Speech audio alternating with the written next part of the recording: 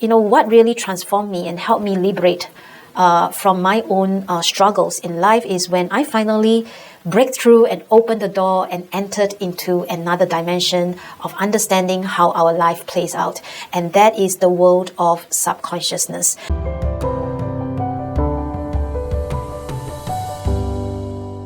So I'd like to invite you to really open your heart and mind, as we discuss about subconsciousness in this episode. Maybe it's a new concept to you, maybe you're a believer of there's no such thing as spirituality, energy, because we can't see it. Of course, all these are unseen, and that's why it is so difficult to fathom. But I do hope that you will give yourself a chance to explore a different dimension that we are manifested in.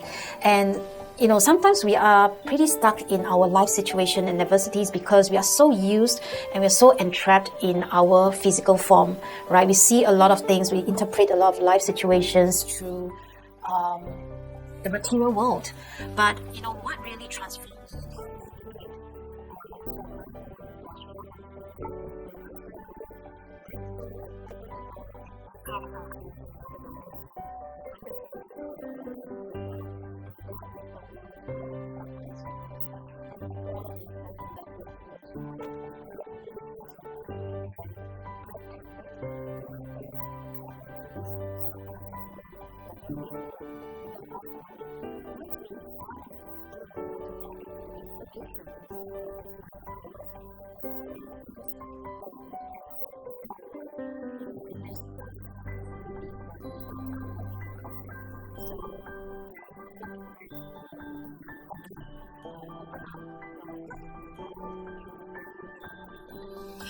So like I mentioned in the previous video that, a lot of my clients are very surprised when we trace back certain trapped emotions to early ages, like 1 year old, 4 year old, or even 6, 7 years old. They're like, I can't even remember, right? So yes, the truth is in our cognitive mind, our memory is really surface, right? Tip of the iceberg. We can only remember certain things that we want to remember. But the thing is, no memories are ever gone from our body system, from our life, from our mind, from our heart. All memories are actually stored within them, whether you realize it or not, whether you remember it or not. And especially, I also mentioned that when we are a little kid, we are still in developmental stage, especially in our first 12 months, our first 7 years, we still haven't developed the skills of language.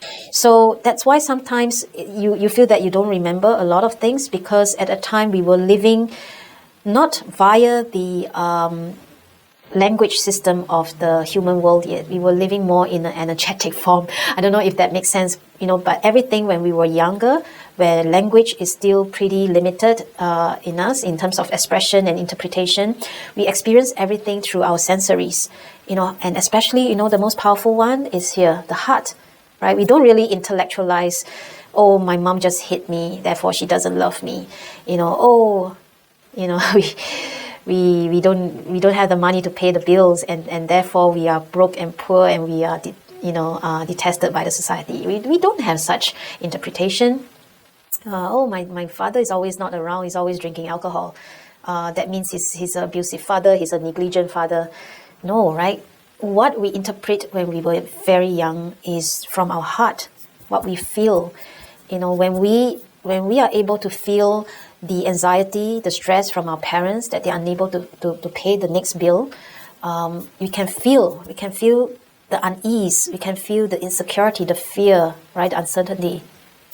We know that something is not right, and this is very scary. We are not safe.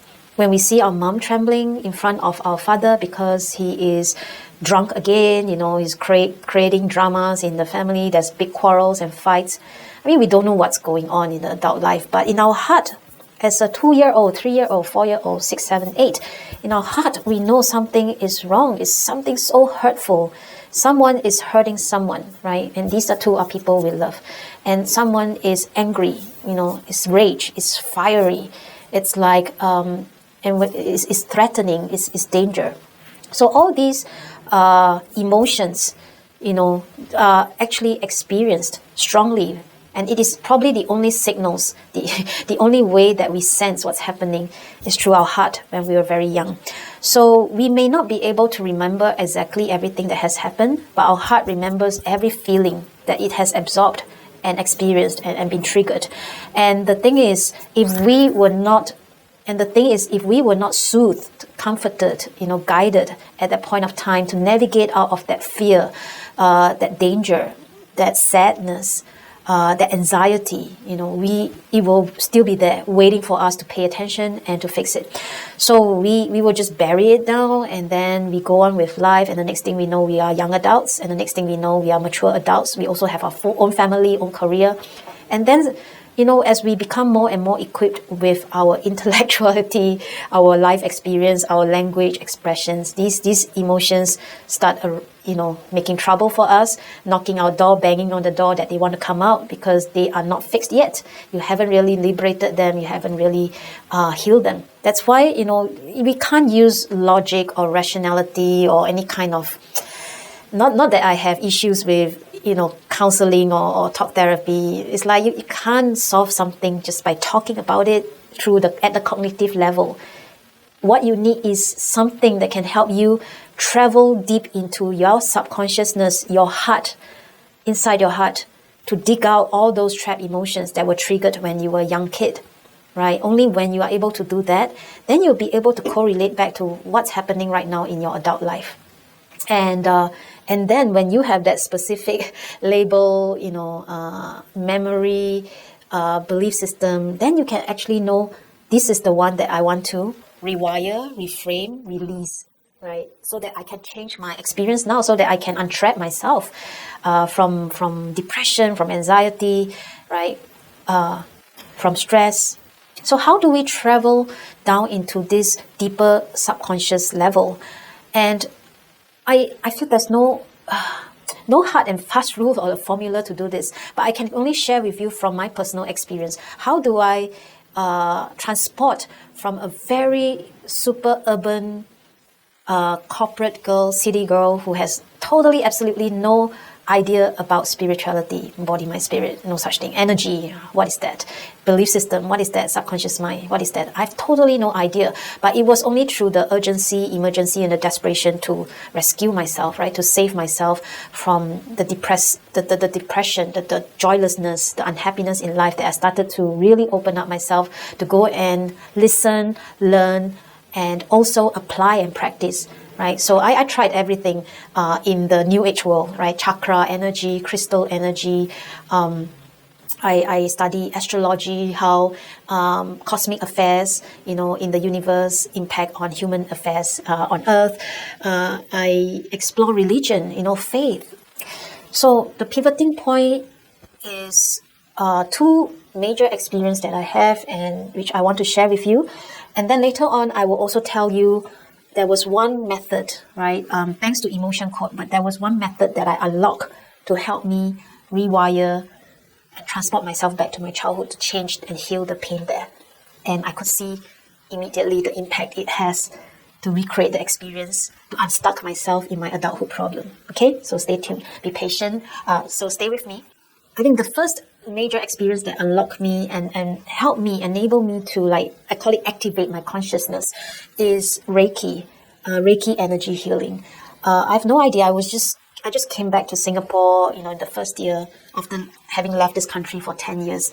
I just stumbled on this Reiki weekly class. It was a free class, just a free experience. So I went there.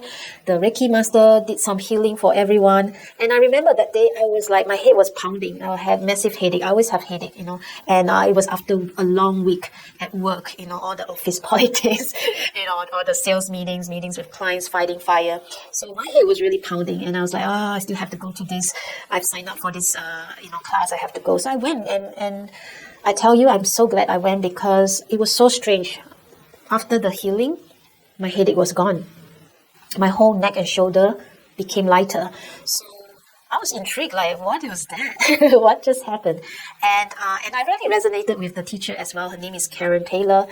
If you want to learn Reiki, I recommend. I put her link down there as well. This is not any kind of advertising, but I truly, deep down in my heart, I'm so grateful to her. because, and of course to her, she feels that she's just doing a job teaching us Reiki, but she unlocked the first door for me into consciousness. So Reiki, so I took her class, I took Reiki 1, and during the Reiki session, the thing is there's this thing called initiation, right? It's like the teacher she tried to describe to us, it's like radio, right? You have to tune the frequency to be, in sync, and then of course you can start connecting. So of course there are some sacred symbols that we are taught, and also an initiation process. Very simple, very easy, very comfortable, and that's it. Suddenly, after the 4-day class, I just feel myself, I told her, I'm like in ecstasy, in a way that I felt so light. I was lightheaded for a full 1 week. Like so suddenly everything clear. I could hear clearly, I could see clearly. My heart was like decluttered. Not heavy, no more intensity. So that was just really the tip of the iceberg, but it really intrigued me to explore more, like, oh, there is this part of me, and there's this possibility and potential of becoming liberated in terms of physical sensation. I mean, all my life I've kept feeling a lot of pressure on my shoulder, invisible pressure. I always feel so heavy. Even after I go for spa and massage, I can still feel that weight, right? And that Reiki session really, first time in my life, I feel lightened. And then, of course, I proceeded to go to Reiki 2, which is a more advanced level. And this is the level that, we are actually able to heal others using the techniques. So Reiki energy healing was one that I feel very impactful in unlocking the consciousness. Of course, again, I must state that every individual is so different, right? I mean, I do have friends who went to Reiki and they say, I still don't feel anything. Sometimes it's really divine timing. You meet the right teacher, right method at the right time when you're ready, and then poof, your consciousness is just activated. But do give it a try. The key to successfully unlocking your consciousness is to try everything, right? Because you never know what works for you unless you try. Now, the second major experience that was pivoting for me was when I went for my 7-day silent retreat in a Zen center. Again, I'll put the link below. It's KYCL, Guan Yin Chanling, right? So it's a Zen Buddhism center. And so this experience was so funny right now I think about it, because I'm so brave to just try something that I've never tried in my life. At the time I've never even heard of Zen, meditation, and silent. Okay, I only heard of retreat. I went for a retreat many times in Bali, so that was what I was envisioning. It's a retreat, yay, and I was really, again, at the pit bottom, again, going through some terrible relationship problem. I was really depressed and I was lost and I was in pain. So I was like, I need to do something, to keep going. So I remember it was the end of the year and Christmas was coming. Christmas Eve, usually for Silvia, is about counting down, dressing up, party all night long, champagnes, right? Dancing, partying, champagne, So to celebrate end of the year. And but that year was different. I chose to spend in silence, no glamour, no makeups, no dressing up. So I signed up. And how I stumbled on it was also very divine. I was just happening to be Googling. I don't know, I forgot precisely what word I was Googling, but somehow this search results pop up in the top and say 7-day silent retreat. I was like, okay, that sounds very adventurous and dangerous because I've never tried it before. So I jumped on it, right? And there's a little story inside here. I hope it's going to make my video longer, but let me see if I'm going to edit it later. It makes my hair stand, when I think about it and when I tell my friends about it. So the thing is, before I signed up for this retreat, I was very much into crystal energy healing. And I was learning this method of crystal gazing, meaning I use my crystal and I gaze, right? I focus on it, I look at the crystal, and it's a process of helping me also to realign my energy, right? That is a really good method. It really helps me a lot. So the thing is, I was doing this crystal gazing, and for that few days, I still remember the crystal I'm using is not any kind of polished crystal. It was like a fossil kind of a crystal, right? It's like a bit like pebble, like stone. So every time I gaze at it, I always see a face, right? And it's a face of a master, a bald master, high cheekbones, right? Really thin. And I always wonder, because I was also studying about angel channeling and all that, and I heard about ascendant masters, right? So I was trying to Google for which ascendant master look like this, have the look of a bald head, and really look a little bit like monk, but I just couldn't figure out, and I couldn't find any picture or images that strike me. So anyway, coming back to that 7-day retreat, I called the center. I say, you know what, I've never really done meditation before. Is it okay if I go to your center and just check it out? She said, yeah, come by on Thursday evening, because we have free sessions every Thursday. Just come and join us and experience it for yourself. So I went. So the center is in Geylang, right, Lorong 25, and I went to the center. It's a 7-story building. It's not like temple. It's really like a school building, right? Very peaceful, serene center. So I met the sister, and then she directed me to go to the auditorium. Everyone's having. I say, how do we meditate? She says, it's very easy. There's no method. You just follow whatever the teacher is telling you guys to do. So I remember I was in my high heels again after work, in my work clothes, big bags, and then I opened the door. It was a big auditorium with bamboo wooden floor. It was empty. It's just spacious. It's just floor for you to do sit meditation, right? I mean, what else do you need? So I put down all my stuff, took a quick glance. There were a few people there joining this meditation class, but everyone was facing the wall. We were supposed to sit on a cushion and face the wall, not each other. Okay, I was like, okay. So I put down everything. I chose my cushion. I sat down and I faced the wall. And suddenly it hit me. I saw something just now. And I turned my head behind, and there it was, this huge wooden statue right in the middle of this big auditorium. And that statue was a figure of a monk. I was like, oh my goodness, it was exactly the face that I saw on my crystal gazing. Whoa, that whole moment was, my hair just literally stood up. So after the whole meditation session, which is also another funny story, I mean, I've never done meditation in my life, and I thought it was so easy. I just sat down 20 minutes, not talking, eyes closed, right? And I think I dozed off of something, but when the teacher asked us to stand up, I stood up, and I fell down because my legs were dead, right? It was so numbed that it was dead that I didn't even feel it. I collapsed onto the floor. So it was pretty embarrassing. But anyway, that was my first encounter with meditation. No one was laughing because I think they were trying not to laugh. It's a very serious meditation hall, right, in the Zen center. And yet there was this silly girl collapsing onto the floor with her numb legs. Anyway, after the session, I ran to the sister. I say, sister, can you tell me, what is this statue in the middle of the auditorium? And she told me, oh, that's Master Bodhidharma. He is the master, he's the founder of Zen meditation.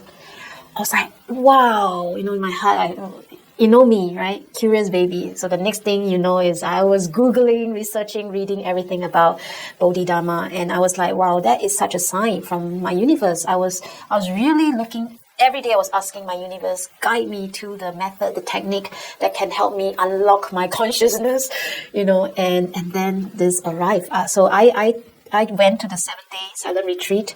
So again, it was an excruciating experience. I've never not speak in my life. I mean, I'm in the sales. Speaking is like part of my life every day. So 7 days of silence, no speaking. It's just we wake up at 4 a.m., we meditate, we chant, and then we have a very strict ritual-centered kind of a meal. And then we chant, we meditate, we bow, and then we eat, and we chant, we meditate, right? The whole day is just routine, meditate, no talking, And the funny thing is that the whole place was so serene, so calm, so quiet. But the wall inside my head was just so noisy. It was like war. It was a war zone. Missiles flying over, shouting, right? So at the end of the 7 days, the master was asking all of us to do a reflection and to share our experience. I was again silly. I was like, I feel like I've just came to a rehab and to get away from my addiction. And it is quite true, right? I mean, I was trying to cut away from my addiction to overthinking. Yeah. So it was a good 7 days of a big shift. it was an introduction. I didn't feel like immediately transformed or enlightened after the 7 days of silent retreat, but I feel that it was an introduction.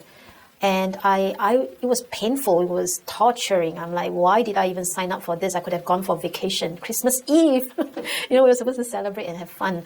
But it was the best decision I've made. People used to use this word to describe, right? So I continued on this journey. It was difficult. I mean, meditation is super difficult, especially for someone like me who is belong to the more active, action-oriented, adventurous. I'm not someone who can appreciate slow, easy, doing nothing. It was journey. And when I'm talking about this, like this happened, I don't know, 8 years ago, I didn't just stop at going to the Zen Center to learn meditation. I was doing a lot of self-study. I was watching a lot of YouTubes.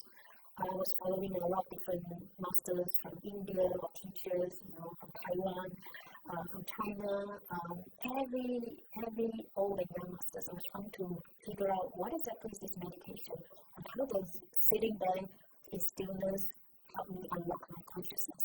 So I actually learned so much that I actually have classes on this, how meditation changes our brainwaves. There is this misperception, right, amongst the people that meditation is a very boring and old school thing. It's not for the young and hippie generation. It's not relevant for this modern world, which is AI driven, which is technology driven. And I so feel I have this eager desire to tell the world, no, it might be an ancient wisdom and practice, but it is totally and even more relevant today with the kind of fast-paced, busy mind, external focus kind of a lifestyle. All the more we all need to harness the skill of meditation. And I really want to encourage you to go explore, this. So the first one was Reiki and the second one was meditation. And when I talk about meditation, I'm not talking about the physical exercise itself, like, the techniques of how to sit, how to breathe. I'm talking about the whole philosophy behind meditation, how meditation, through meditation, understanding how your mind works, how our human mind works. Right? How is it that every adversities and sufferings in life is associated with how our mind interprets and perceive our situation? And the deeper we are able to reconnect back with our mind, the deeper we can go below our cognitive conscious mind to the subconscious mind. And that's where we start to do a lot of reflection, discovery, and that is how we can start releasing and reconnecting and rewiring. Today, I just want to high level tell you these were the two things that changed my life by helping me to unlock my consciousness, or I would say activate my consciousness. That subsequently, I do have a lot of teachings that actually is more like enablement, it reinforces. So chakra energy is something that I'm so passionate about. And of course, it's associated with crystal energy as well, because crystal is like the tool, chakra is the technique, so you can use it together. And then, of course, emotion. In emotion code, there is a very powerful technique called muscle testing. Muscle testing is a technique that can help us tap into the answers in our subconscious memory. And that is the technique that we use to do decoding. So again, I'm going to create a video, perhaps to talk about it, tell me about it, whether all these are interesting topics. Sometimes I sit down there and wonder what should I be sharing, and I've been thinking about this for 3 years. And I just let go now, I feel that I'm just going to share whatever I've gone through, because that is how sometimes I feel inspired watching other people's YouTube, because I hear about what they have gone through, and then it sort of gave me new options, to try. So these two methods. And the last part of the video I want to talk about, right? I share that I'm going to tell you a method that was able to transport me back to my childhood and heal the pain there to recreate my adulthood experience.